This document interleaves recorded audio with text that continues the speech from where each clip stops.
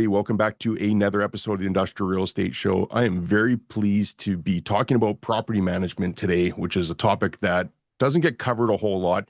And I think people think that they have a general understanding of it, but probably don't know too much of the details that go into it. So pleased to be joined by Charlie Stanton, who is with Valley Advisory and Management, property management firm that does property management in both Arizona and Texas. They've got a 1.5 million square feet under management, including office, retail, and industrial. Charlie, thanks so much for joining me on the show. I'm very excited for this one. Thank you for having me. I'm excited to be here. Yeah, it's a great topic because it's so important. Property management is so important, but I think a lot of people just assume that it's very simple and very basic.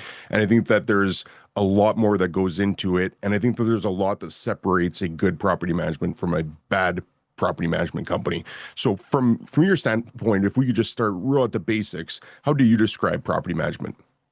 Yeah, property management is really the net that catches everything going on at the property for the landlord.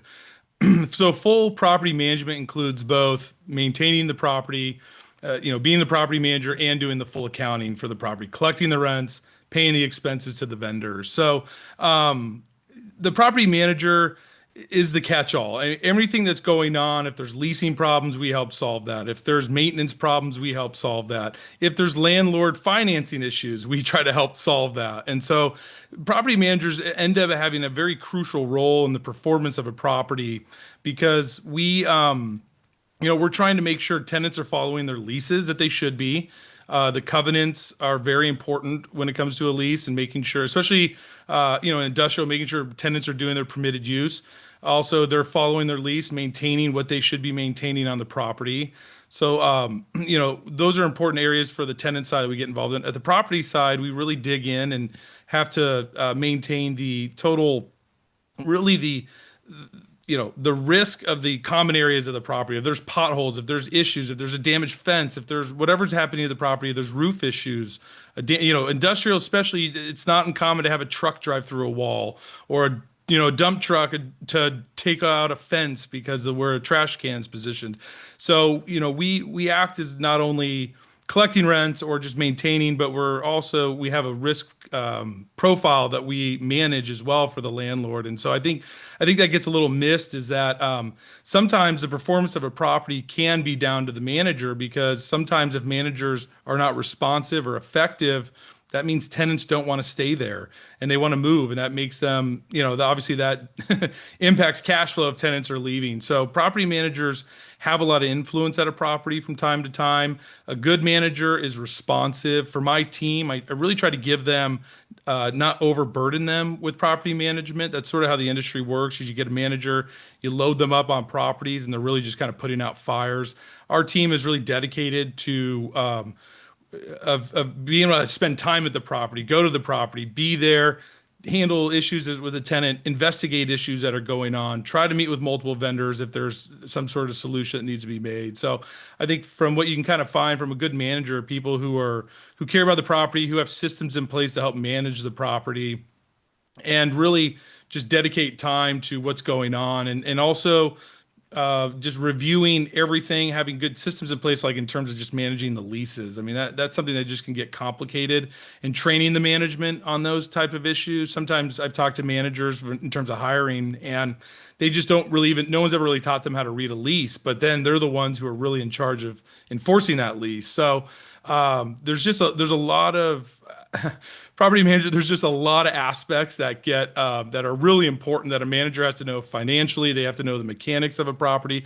They have to know the leases. So they get into a legal area that they have to understand. They get into a maintenance area that they need to know plumbing, electrical, all that. And then on on the revenue side or on the finance side, they've got to understand revenues and accounting and cam recs if your property has common areas that you're maintaining, so, and then billing back to tenants. So there's from a property management side, there's actually a lot property managers end up doing. It's a pretty sophisticated job, which I think that's probably one thing that people miss most out of property management. Yeah, I couldn't agree with you more on that. And it's funny because there's the full spectrum of property managers. I was in a meeting with a property manager a few weeks ago, and she was probably in her 70s, looked like she was in her hundreds, probably the toll of being in property management for that long. Right. Yeah. And she was her system. I don't know if there were any systems. It was a ledger that she had on her desk to keep track of rent and revenue, and at a notepad for issues that came in. And that was about it. I couldn't tell if there was any software she was incorporating. It looked to be as old school. It looked to be like a property management company from the 60s. How have you seen the industry evolve? There's a few things we could discuss in there because it'd be really interesting to get your thoughts on what property managers should be incorporating, but how have you seen the industry evolve over the last 10, 20 years? Yeah. So I've been in this industry for about 10 years now. What I've seen it evolve from is, um, a lot of people I've taken over properties from like the old school manager that you're talking about. It's like they use Excel and maybe a cell phone, and then they have a bookkeeper that does some bookkeeping, and nothing's really known. Everything's sort of in the mind of the property manager that's been on the property, and nothing's really well documented. There's been, I don't know if there's a software called Yardi that's out there. That's a really sophisticated software, and it's in a very elaborate software, and they keep adding on different features to it. But any good manager is going to adopt a software like Yardi, or MRI or any one of those softwares, because not only do they manage the leases, they manage all the accounting, and then they can manage just facilities type information, workflow, work orders if you're in a building that has work order processes. So I think from anyone in property management, there's just been a huge shift to everybody being on some sort of sophisticated software to run the business. And it really helps everything because everything can be tracked. One of the biggest issues I found is just the institutional knowledge that gets left. You have a manager who retires, or you transition a manager, and they know that that leaky faucet in the back always leaks when it rains or something like that. Some weird thing that happens, but only they know, and that doesn't get documented anywhere.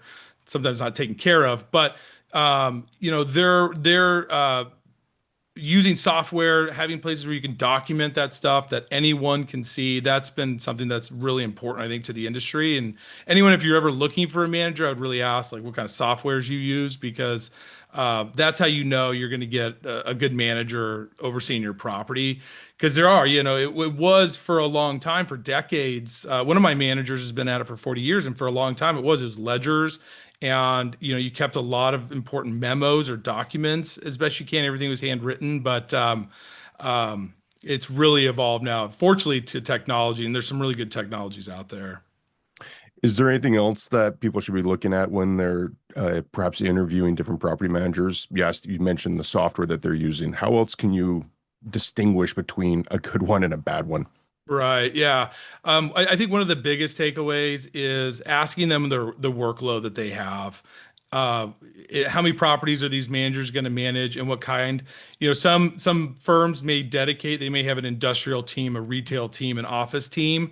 So if you have an industrial property, obviously you'd want to make sure they have an industrial team managing it. But you also want to ask, are they, how are they, what's the workload like? What's any redundancies that they have? Is it a property manager with an assistant property manager? Just so if something happens to that property manager, there's a backup there who's familiar with your property. And also ask the tenure of your staff, because that there's a lot of turnover in property management. It's a tough job. You deal with a lot of stuff. You deal with a lot of headaches day to day. And so there just gets burnout. Sometimes people just want to change in properties that they're overseeing. Some people just leave the field. And so asking them how long your manager's been around, how long have they been managing properties, that'll really help narrow down what you want to do. Because if you can find somebody who has a staff that's been there a while, and a staff that isn't overloaded with properties, then they're going to give you a much better service for your property. Because at the end of the day, that's really important, because there's so many things that can go wrong, and if people aren't paying attention, tenants invariably are going to be doing stuff that they shouldn't be doing. So I would say, yeah, again, just to summarize it, yeah, technology, see what kind of technology they have. Preferably one of the sort of the top softwares like MRI or Yardi. The time they've been working there, and then just sort of their workload. Is speaking specifically for industrial, is there a magic number that an average property manager can handle without feeling overwhelmed or dropping the ball on things? That's a great question. Yeah, industrial is one of the asset classes where managers can handle a lot more properties because there's just generally less happening at the properties. Retail is basically open 24/7. There's a lot of pressure from on the property from just consumers and all sorts of other activities happening. I would say with industrial, yeah, they can. Some can be a team, maybe two people could be managing 25, 30 properties. But I think, and that's a lot. Some of it will depend on the square footage, the size, the proximity of where they're located.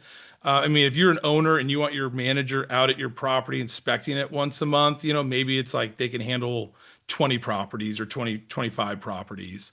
But that would probably be in that range, 20 to 30 properties.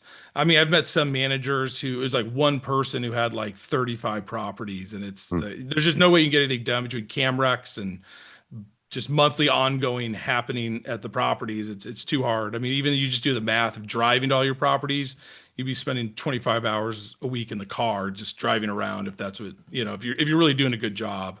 Because I really push for my managers and with the owners we work with that we want to be out at the properties at least once a month, if not more, just to be checking on and meeting with tenants, meeting with vendors if we need to, because it's key to really just see the property and know what's going on. A lot of property managers you meet and they've maybe been to the property like once or twice in a year.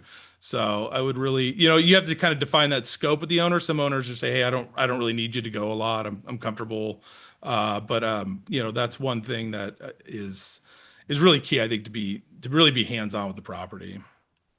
Yeah, great point. On that topic, then, how do fees work? Because and maybe you could give me like an industry average. Like I would always associate as just a percentage of the rent coming in as management fees. But is there a scale based on how much work is expected? Because you mentioned one property manager might go once a year, one property manager might go once a month. So there's a sliding scale of work that can be done. How do the fees work? How could you describe that? Yeah, totally. So they're generally, I would say the general fees run between 4 and 6% of gross receipts that are collected. And now there may be some revenue items that are excluded if there's like a landlord financing, security deposits aren't considered revenue. So there's certain things that get obviously removed or are not made sure they're not included. But it's usually 4 to 6% of gross revenue, and that would cover the full property management, probably like monthly inspections, and that would cover also the full accounting, revenue and expenses and tracking it. It might go a little higher. If the accounting burden's kind of higher, if the property is part of a fund and there's accrual based accounting that needs to be done, might be a higher fee. If it's maybe just a cash base on a tax basis, that could lower the fee in terms of the accounting.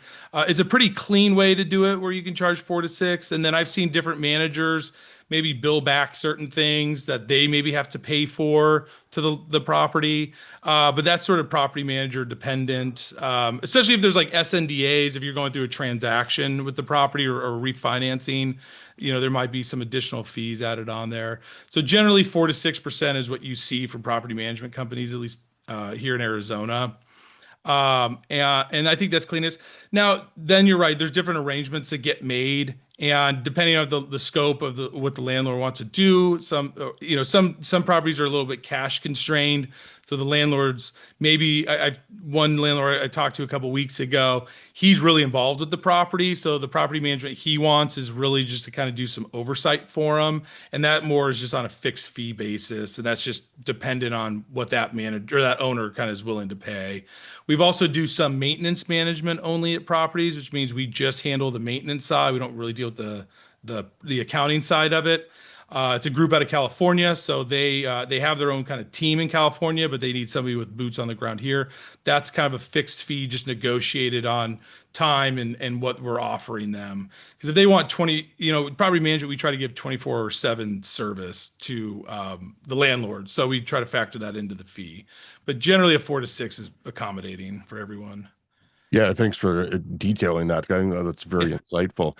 David has a question as well, which I'll get to in one second, but I just wanted to summarize from my standpoint, just to make sure I'm on the right page. So property management really can be that full spectrum of somebody that just wants to have a maintenance contract in place versus a full suite of property management, including the accounting and dealing with all the tenants on there. So that it really could be a sliding scale depending on what they want. And I think that that's an important part to emphasize because there's probably a lot of owners, probably even on this call right now, that own their own properties and say, well, I want to be hands-on, I want to do a lot of this, but at the same time, they probably don't have the right connections or the right amount of time to even be able to handle doing a renovation or dealing with the ongoing maintenance. Mhm. So what do you find more often? Do you find someone wants the whole suite, or do you find that it's piecemeal here and there? I think you find people who mostly want the full suite, but you do, I would say that's 90% of it, but you do get the people who are hands-on to some varying degree that want to be a part of managing it. And so yeah, but it's an interesting field because you just the buyers out there, the buyer universe of real estate is really diverse when you kind of look at it. You get the local kind of mom and pop group who maybe own some properties and they need help. They don't know. Then you get these really sophisticated groups who know what they're doing, but they want like, hey, we don't know any vendors in Arizona. We don't know, sort of the nuances of your laws down there. So we need somebody who's got that expertise to handle that. And so, you really do see a spectrum of it. But I'd say most people really want the full service of it. Hmm. Yeah, well said. So David asks, Charles, can you define the difference between property management and asset management? Yeah, great question. So property management is the we handle the day-to-day operations of the property. Again, and we'll also do the accounting, but we're going to handle maintenance issues, the managing the common areas, asset management, and we don't do asset management, but asset management is generally higher up where it's more on the owner level side where they're maybe looking at a broader portfolio of properties and they're communicating with the property managers and maybe acting as sometimes a liaison between the owner to drive the full economics of the property. So they may be working on leasing, they're working on larger issues at the property. The property manager might say, "Hey, you need a new paint job." The asset manager might say, "Well, they might have a better, fuller picture of what the economics and what kind of returns investors want, and then make those decisions to say we're actually, we're going to defer that paint job till next year, that type of thing." So, in my work, usually the asset managers overseeing the entire property in terms of leasing. Property managers, again, on the commercial side, generally don't get into leasing. We may do renewals, but any sort of like new tenant leasing, that's always going to be done by usually. Now, a property manager or a brokerage shop may have property management, but usually a broker who is in that field will be doing the actual leasing. Like, retail broker will be doing the retail leasing, or industrial broker doing the industrial brokerage, or broker or leasing. So, generally for the property manager, again, we're just boots on the ground. The asset manager is probably dictating the entire property and what they want to do leasing, what they want to do spending wise, what they want the property manager to focus on. So hopefully that answers it for you. Yep, he said thanks, good info. Yeah, And I thanks. anything else you wanted to ask on that, David? No, it just seemed what you were describing, Charles, a minute ago, sort of the accounting you were given. I was just wondering if that was sort of bleeding into asset management. I mean, Oh uh, yeah, yeah, and some of that accounting goes up to a more general accounting fund that they yeah, have. So, generally, what we've dealt with is we do the property specific accounting, and then yeah, that will go okay, up to a fund where they're looking at their own numbers, or that rolls into bigger numbers. oh, that's good Um, info. yeah. So I know that you've got 24/7 hotline if people have requests, and I could certainly appreciate that retail would be more taking advantage of that versus an industrial company which might close at 6 o'clock at night and might not have anyone there on the weekends. What do you find industrial calls or issues come up? Do you find this usually in the business hours, or do you come across instances where it is after hours? Um, yeah, generally, so in Arizona, roof leaks are a big problem. And we have what's called evap coolers, which have condensate lines which leak water. The evap coolers are on the roof. Those leak water. They have a condensation component to them that leaks sometimes onto the roof.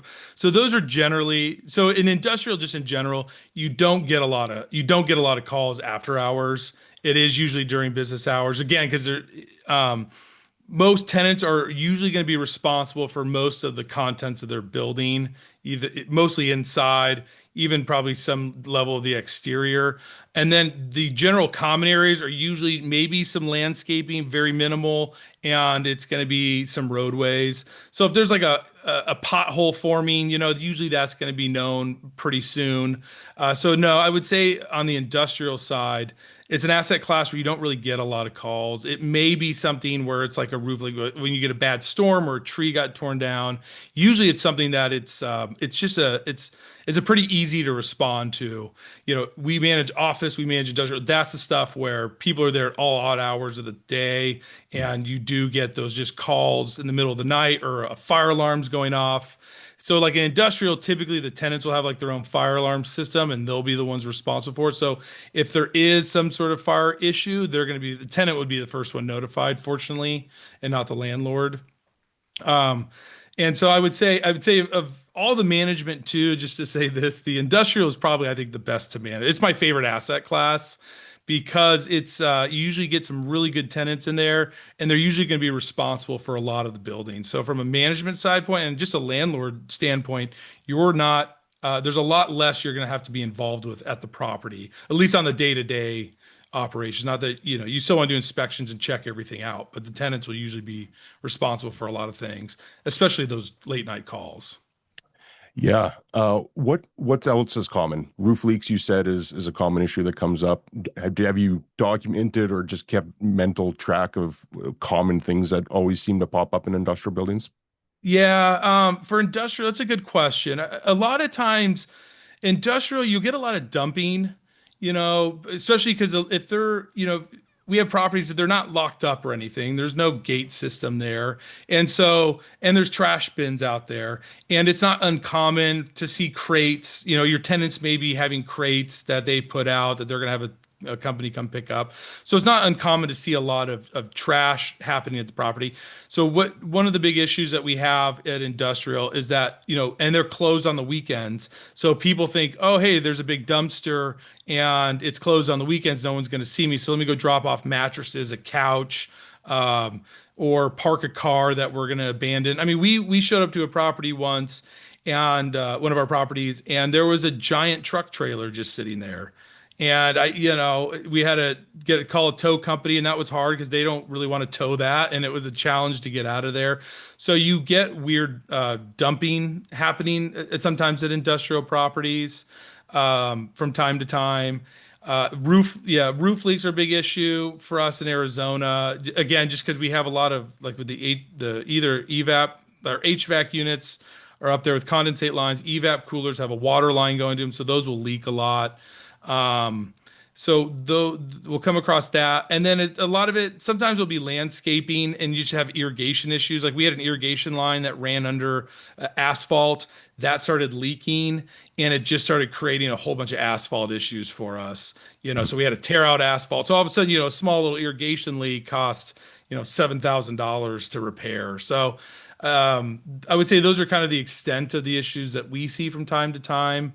And then you also just get into where tenants are maybe doing things they shouldn't be doing, parking a bunch of vehicles there, or hosting some event on a weekend all of a sudden that they never got landlord approval from. They didn't think they needed to. So you just get kind of odd stuff like that. But for the most part, industrial is pretty quiet, at least from our experience. The tenants are very respectful, and most of them are just trying to get their job done and get the work done and keep a clean area. We do have a area with like car mechanics there, and one of the issues we have is environmental, where they start dumping like oil down drains and stuff. And we had one dump one down a like kind of basically like a sewer drain. And that's a huge issue because then the government has to get involved And it requires a lot of remediation. When tenants move out too, that's kind of an issue because they start, if some tenants, like we had to kick out a tenant once on like a yard, like a lot, and he just left a bunch of barrels, that had, we didn't know what was in them. I think it turned out to be some acid, but they were giant drums. So, you do get some people leaving stuff. So you can get, dumping, you can get just weird chemicals at properties sometimes. I mean, that doesn't happen a lot, but it does happen from time to time. Yeah, when you're managing 1.5 million square feet, you get a lot of good tenants, I'm sure, but there's inevitable that you're going to have some bad tenants at that size. Yeah. So I can appreciate that. I want to go back to the monthly walkthrough that you would do on a property and just get some more insight on what you're looking for when you do those. Is it just a checklist that you take and you check off everything, or is it a visual inspection? What are you doing on those monthly ones? Yeah, so it's we don't actually have any. We used to have formal checklists. We got rid of that, and it's we use a photo app that we take photos, and that photo app has categories that we like to cover. Landscaping. So I guess it's a checklist in a way, but it's landscaping, it's asphalt, it's roof, it's paint, it's the side of the building. It's certain areas that maybe the manager knows of, but what we look for is we try, it's a visual inspection. It's driving out there. It's, telling the managers, get out of your car, walk around the property, go in, see if you can talk to tenants, visit with them. We don't always try to bombard the tenants, all the time, but maybe every few months, make sure you hit a couple tenants. So throughout the year, you've seen them and checking their spaces. But when you're for the exterior, the first thing is you're looking at the roads, making sure there's no potholes. Those you want to get taken care of as soon as possible. That's one of the bigger risks because people love to accidentally trip or damage their car on a pothole. You don't know if they damaged their car in that pothole or not, but all of a sudden, you get an email or a call that they did. So those are that's an easy risk mitigation is checking those areas out, checking fencing if you have that, make sure there's no holes in it. Then looking at the buildings, looking at the land, is the landscaper taking care of what they need to be doing? Is the building looking good?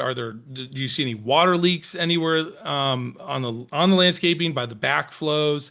Then looking at the paint, is there any just sort of issues going on with that? Is the flashing along the roof damaged or anything that you can see? Most of my managers, I don't have them get up on the roof. We'll usually bring in another vendor or a contractor or a roofing vendor to go out there and look at that, just for safety and security issues. But generally, it is just walking around and just seeing if you knows anything. And what we do is really document. And I would recommend anybody just document as many photos as you can, because invariably you'll get some issue where they say, "Oh, this problem's been going on for months," and then you can go back through your photos and see, "Hey, has that been going on?"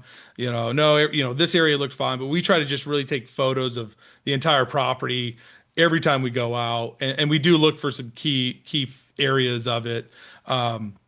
As well. And then, yeah, when you're going into the tenant suite, I mean, we don't, especially in industrial, they can be dirty, they can be a little gross at times. So, it's not, the tenants are supposed to keep them clean, but for that, we're really kind of making sure, is there any damage inside the suite that we aren't noticing? Have they all of a sudden like moved stuff around? Have they added stuff? Sometimes we've had tenants where they just start adding power, and they didn't let the landlord know, or they're moving like a sink around, or they're like, hey, we tore down this wall. So, you're looking for just sort of major, are they damaging the property, right? That's what you're kind of checking out, or have they done anything to the property that the landlord wouldn't be happy with, or that is not in accordance with the lease? It's a great point because I had this conversation with someone the other day about the differences between industrial and residential. And one of the things that I brought up was that in residential, you'll never have tenants spend money on their space, right? Like Mhm. maybe you get them, maybe they paint a wall, but that's it. They're not replacing toilets. They're not adding a new fridge. Like they're going in there, they're taking it exactly as it is, and they're going to move out and it's going to be the exact same.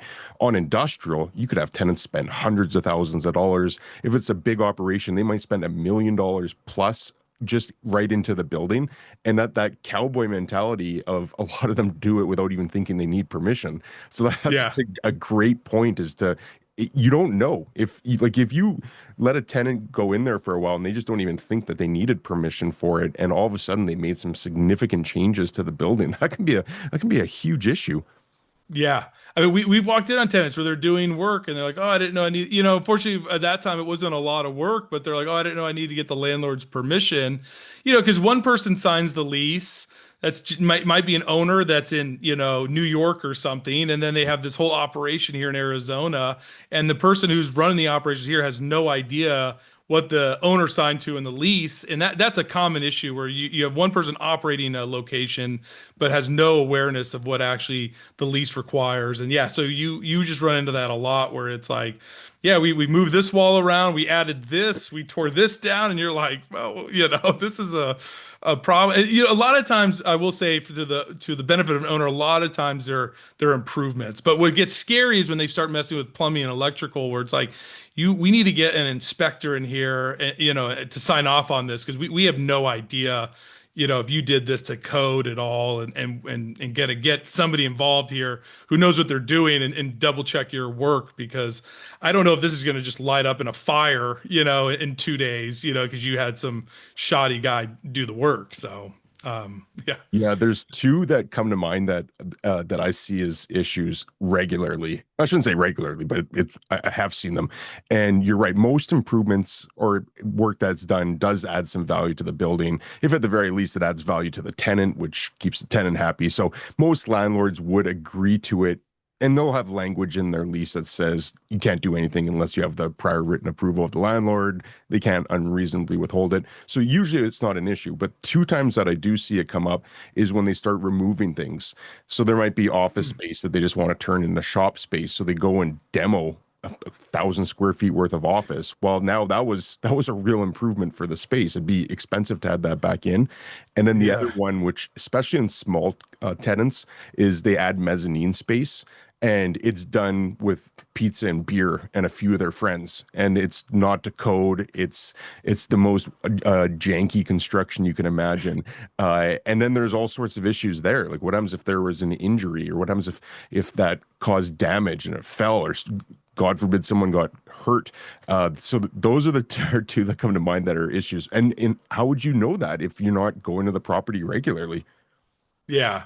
I mean, it's why the inspections are really, really important. And I think if people aren't doing them, the tenants, whether they mean to or not, they just do stuff that, you got to just be careful, and you got to be watching them, because they'll try to do improvements. We had one tenant who's just trying to paint the building because he didn't like the color, but it was part of a longer shop center. We're like, well, you can't paint just your building, but he had guys ready to go. We're like, no, like the landlord likes the paint color. Just because you don't doesn't mean you could just do what you want to do. So, it's just, I will say too, the one kind of parasites on properties can be like the phone service companies. Like we have Cox Communication here, and they try to weasel their way into all the different buildings to try to set up their system. So if like a new tenant moves in, they can be there, or they start like just trying to dig through your property to set up like more cable lines. So that's an issue. It's not like a horribly huge issue, but that's an issue we've run across where all of a sudden they show up and they're like, oh yeah, we're here to just trench through your parking lot real quick. We'll fix it all. It's okay. And it's like, whoa. You need we need to have an agreement set up, and they're like, oh, we have some old agreement with you. And it's like, that was for something entirely different, so that's one that they've gotten better lately, but we've had that where all of a sudden they're just on property doing stuff. So, again, another reason why to have good inspections. Also, just have good communication with your tenants. So they call you when something's weird at the property. And they know who you are as the property manager. They know who you are to call you to say, hey, there's a giant truck here digging a hole. Is that right? And you say, no, I'll be right out there. Yeah, I know a number of scenarios where tenants don't even know who their property manager is. So they might call the leasing broker that has a sign on the property because they just assume that that's who it is, because the Yeah. property manager makes zero effort to actually go and do that. Are you, so you, part of your site visit, you're talking to the tenants once a month? Is that sort of the interval that you're aiming for? Yeah, we'll try to talk to them. I wouldn't know if necessarily once a month, but it's you want to at least talk to them a few times a year. And so we don't always necessarily want to bombard them. Sometimes we'll try to go into their if you're on site and they've got like their bay door open, yeah, jump in, just say hi to them.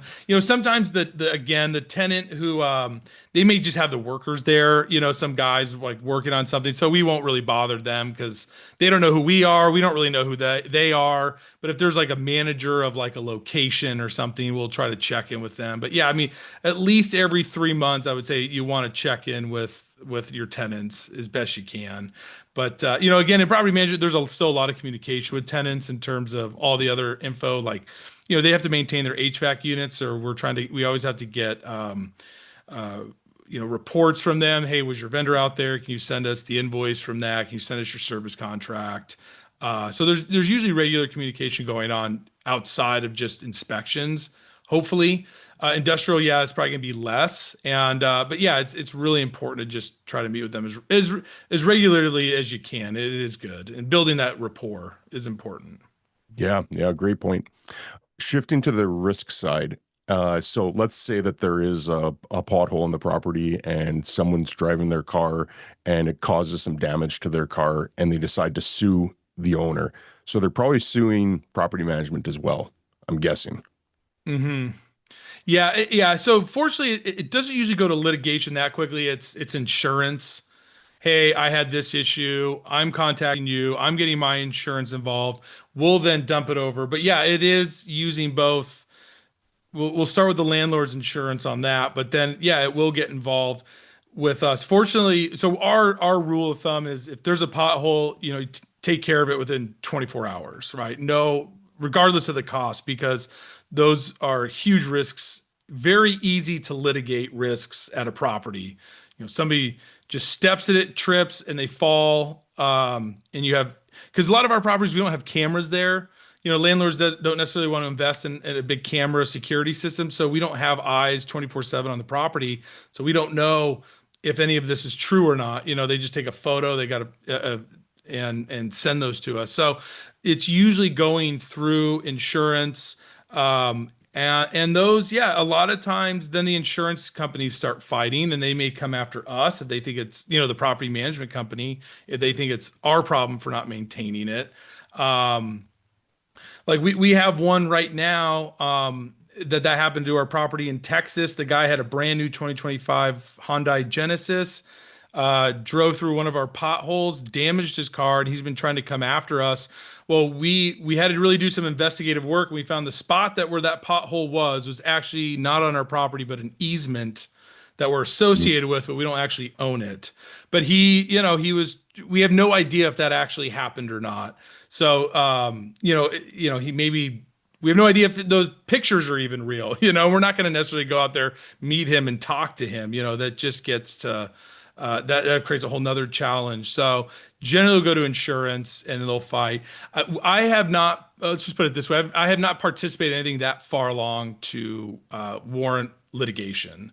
It's usually insurance. We did have a lady who tripped and fell at a retail property of ours, and Sprouts is the tenant, and they have cameras set up, and we got to see it, and it was a pretty sad act. I mean, she broke her hand, and she got beat up, and it was really sad. But she tripped over a speed bump, but it was a marked speed bump that we have. I mean, it's painted really bright yellow and everything.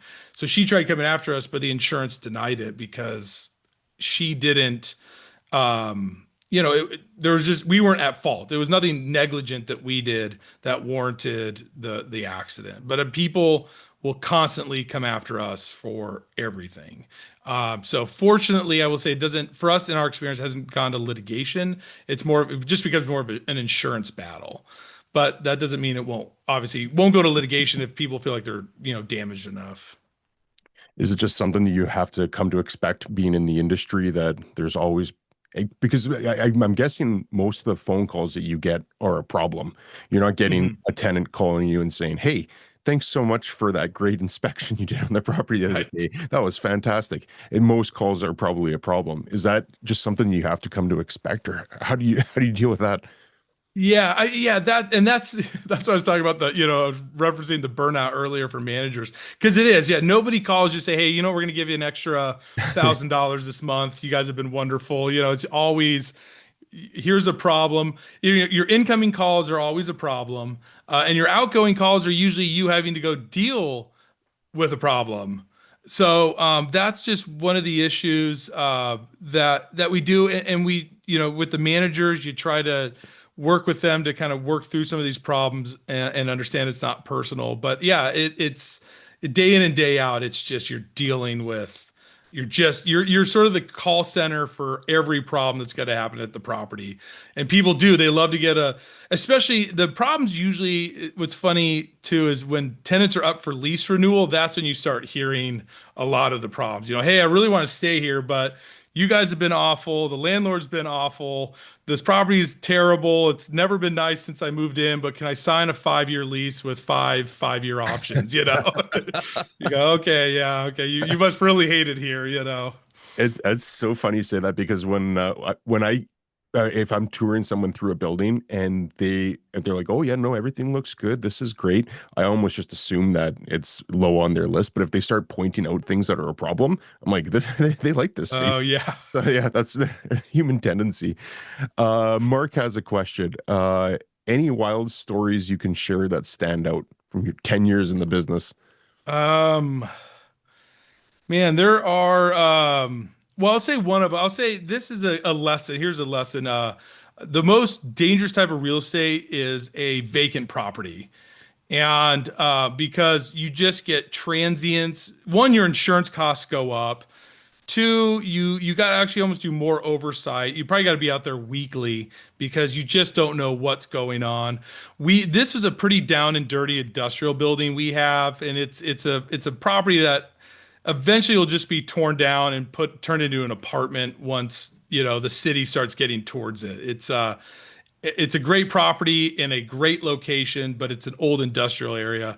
And so we had a less than stellar, the landlord agreed to this, but we had a less than stellar um, contractor go in and just do some, like, changed out a water heater, cleaned out some fridge, reconfigured some shelving, and put some paint on it, just some kind of basic stuff, at least we thought. Well, I show up to the property to do like a weekly inspection, and there's a foot and a half of water just sitting all throughout the building. It's a 1,000 square foot building. Well, the water heater the guy installed, burst, unfortunately, and it took a week. And after a week of just water consistently running, we had that. Fortunately, the remediation wasn't too bad. We were able to soak it all up, get some fans in there. We didn't really have to cut out any wood. We're in Arizona. It was the middle of the summer, so you open some doors and things dry out pretty quickly. So that happened. I will say, I don't know if I have any like other truly wild stories. I maybe I have to start jogging my memory a little bit, but industrial at that same area, we've gotten dead bodies there before. Sadly, Oh, it's like just homeless people, transients, so it's nothing that the landlord did or nothing that a tenant did. We had that. I mean, we did have one tenant that one of the tenants we had to kick out. He died suddenly, and his wife, his second wife, and his son were fighting over the property because they both thought they were entitled to the lease. They weren't really. This was just like a yard space, and the guy used it to store vehicles and do stuff. And I went to go lock up the property because neither of them were entitled to the property.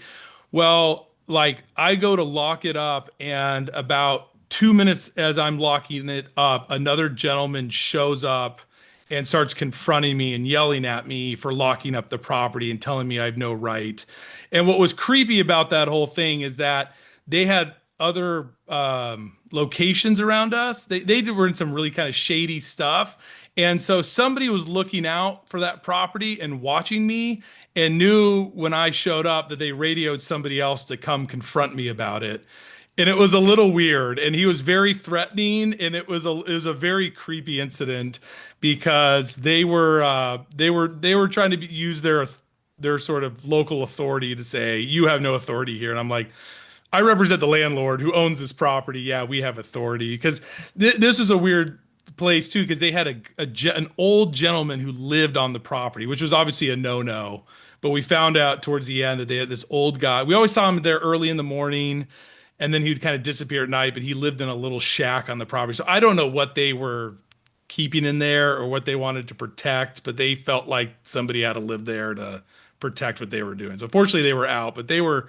I would say that was one of the more shady things we've dealt with. Because I'm like, they fortunately by the time we took it over, cleaned everything out, we didn't find anything weird. But it was we didn't know we were going to go in there and find like a body or two. It was one of those just really weird industrial properties. But the guy always paid rent on time. The guy was always nice, but something was going on for sure. The one thing that I've found, because I completely agree with you, the point you made about empty buildings, that is such a big risk. Just put an alarm on it. Anytime you have an empty building, just put an alarm on it, because if nothing else, it'll trigger.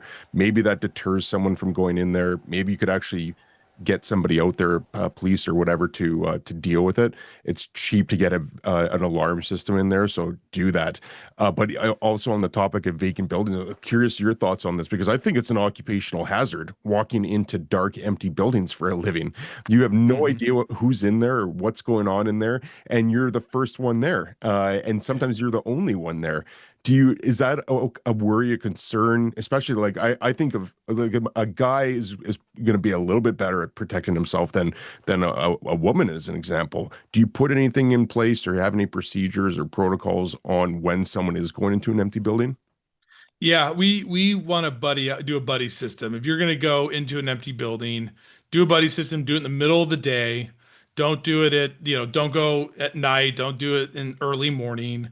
Um it's We'll have two people go. Obviously, let other people know in the office too that you're going, so everyone's aware. And then, fortunately, we don't really have any issues where you walk into a property and you come across a person or something. But it's obviously a very legitimate concern. Mm. First is like scope out the outside, just make sure nothing like there's no broken window or something. Make sure all the doors look shut, and then enter the property. And then always leave a door open when you're entering a property at first, just so you have an escape. You can kind of look around. Then when you're fully kind of in and you're going to go deeper into the property, then we lock that door just to make sure that nobody walks in behind you as you're inside the property. So, so yeah, maybe have the door open while the other person's kind of just doing a quick look around in case something weird, then you guys kind of hightail it out. But if everything kind of looks okay, then lock the door so no one follows you in. So I think because we've had that where we had giant, 25,000 square foot, sort of this quasi-industrial office space, and it's like there were hallways and all sorts of meandering areas, and just even bathrooms. You go if there's 4 or 5 stalls lined up in a women's restroom, that's an easy place for someone to hide. So we'll go look around, but we'll try to buddy it up where people aren't on their own, because that's the last thing you want to have to deal with anyone just getting injured that way. Those are some great tips. I feel like we've covered a ton of ground and given some really good tips that people probably don't think about. Like, it's just not top of mind for a lot of these things. What else haven't we covered that you think is worth covering? Anything that people don't think about enough, or is really important that we should mention, or what have we missed? Yeah, I think the biggest thing is just the leases. Those are really, really important to get right. Because a lot you get maybe the landlord has their own lease, which is good. And then those get negotiated and things change. And then the property managers are the ones who are actually responsible for really enforcing that lease. So if we've seen them where one item gets negated, one paragraph says X, the other one says not X, and then you're like, what is, we got to go one way or the other here. So the landlord, you go to the landlord to say, hey, can you make that call on how you kind of want to do this, or do we need to do an amendment to fix it? But one of the biggest things, at least a good property manager, they're going to lease abstract all their leases, and they're going to know them through and through. or at least have some system where they know what they're doing. Because everything that happens at a property, my property manager will come say, hey, what this happened, what I do, and always the first response is, have you looked at the lease? What does the lease say? Because the lease should cover almost everything that's happening, any problem that's happened at the property is effectively going to be covered by lease. Either is that the landlord's responsibility, is that the tenant's responsibility? One thing that will get missed too is sometimes something is someone's responsibility, but somebody else is actually going to pay the bill. So a lot of times maybe the landlord's responsible for maintaining the roof, but that roof cost can be charged back to the tenant. And so sometimes you have to, as a property manager, you have to really educate tenants on kind of understanding how their lease is understood, because they may say, oh, no, the landlord's supposed to do this. Like, yeah, we're supposed to take care of it. We're overseeing it. But, you guys through your cams or some sort of maybe direct bill back are actually gonna have to eat that cost. So I think too, especially maybe smaller industrial groups or users, I don't think they also understand that the commercial leases are very they're complex, and there's a lot of responsibility, a financial commitment on the side of the tenant that gets missed at times. We see it a lot in retail, and we also see it a lot when it's like a small industrial space. Maybe they took a 4,000 square foot little place. They don't realize they're on the hook for all the common area charges. They're also responsible for maintaining their HVAC unit. They also may be responsible for replacing that HVAC unit. And now those costs have skyrocketed, where it's easily $9,000 or $10,000 to put a new HVAC unit on a roof. And the lease might say, the tenant, and maybe you've been there for 2 years and you're like, oh crap, I only got 3 years left on my lease. I don't want to buy a whole new HVAC unit for my landlord who's going to have it for 20 years, but that's what your lease says, And so there's just those issues that people run about. And people also, with the smaller groups, the bigger groups usually are very sophisticated, so you don't run into these issues. The smaller ones, is where you see it. And also understanding that a lot of people think, oh, if my business fails, then I can just end my lease and we can part ways. But if you start a business and you're 2 years into your lease term, you realize your business isn't taking for whatever reason, or you're running through financial problems and you have a 5-year lease, you're still responsible for that lease for the next 3 years. And a lot of people miss that. They think, hey, they'll call up, hey, we're struggling right now. We're going to shut down. How do you want to end the lease? How do you want to terminate this? And we're like, we're not terminating anything. The lease still has to go. You can sublease, but you're still on the hook. You have maybe a personal guarantee or something. We're still going to go after you for that lease term.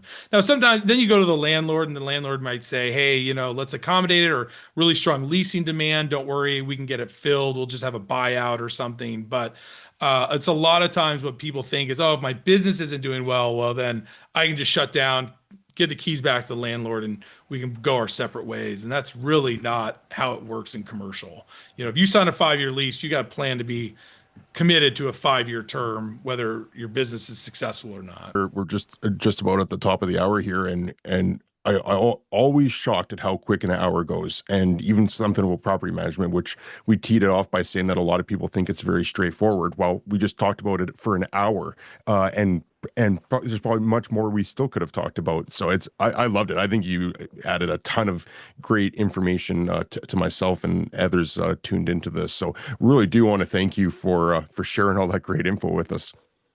Of course. Hey, thank you for having me. This is great. If you want to keep talking property management another time, let me know. I'm always happy to discuss it. So there's a lot to cover. Yeah, I'd love to. Like it'd be awesome in a future call to even do a deeper dive into it. So yeah, I will take you up on that to do another episode. And then in the meantime, I'll put in the show notes your website, Valley Advisory and Management, a link to that website, and then LinkedIn as well. Anywhere else that people can reach out to you if they want to chat with you? Yeah, I am on Twitter. If they want to, it's at Capital for Value. And I'm on Twitter and LinkedIn, yeah, and the website. And then if you want to put my email on there too, it's charlie@vamcre.com, VAMCRE.com. So put that out there too. Okay, well, thanks everybody for tuning in. And Charlie specifically, thanks again for your time, and look forward to continuing to chat.